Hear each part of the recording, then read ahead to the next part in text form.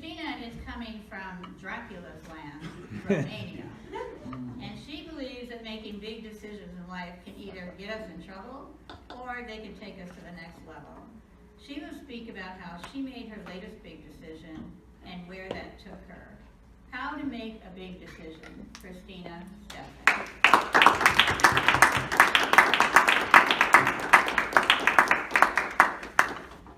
So how we make a big decision? But first, what is a big decision? The Urban Dictionary says that a big decision is happening when the choice between two objects has either equally positive or negative effects. And so it's really, really hard to make. My latest biggest decision was if to become an intern in the United States or not. And I want to share with you how I decided, what I took into consideration, and how I ended up deciding. Being an international intern seems really nice, everything is fancy, all the pictures are great. But what about the struggle that is behind? What about adapting to a new culture? Adapting to a new work environment? What about all the family, friends you are leaving behind? Speaking another language day after day? And what about all the comfort and security that home gives you? My previous experience with some work and travel programs, 3 short-term US exchange visitor programs, taught me that any experience can be great, awesome, but if you are willing to do it so, if you wish for it. I really wanted to prove myself that that's exactly what I want, that internship is what I'm craving for, and I wanted to make sure that this it's worth it to put all my energy and efforts in it, so I really can embrace it in a very positive way. So first, I took a look and I analyzed my point in life, like age and goals. I tried to answer the question what I'm living for right now. Is it for money or is it for knowledge and experience? Well, about money, being an intern, you are paid low as an intern, but earning lots of money at this age seems really nice, but kind of tricky. I figured out that I don't have a family, I don't have kids to invest in, I don't need that much money, so I can gain I can earn something else in my 20s.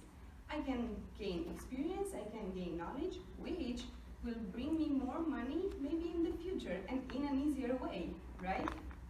So my first argument was really clear. I wanted to learn experiencing.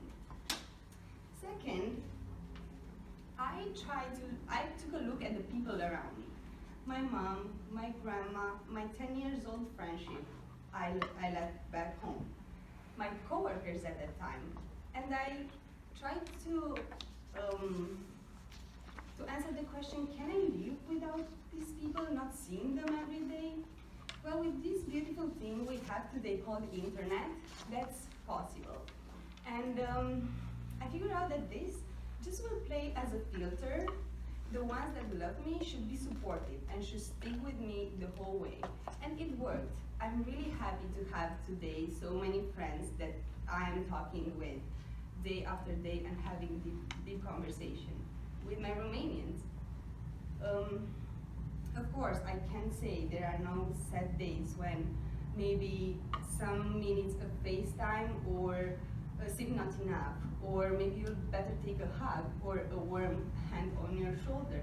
But you can live with that for a while, and in the end, all this separation and all this distance is just adding more value to the relationships that you want to keep in your life.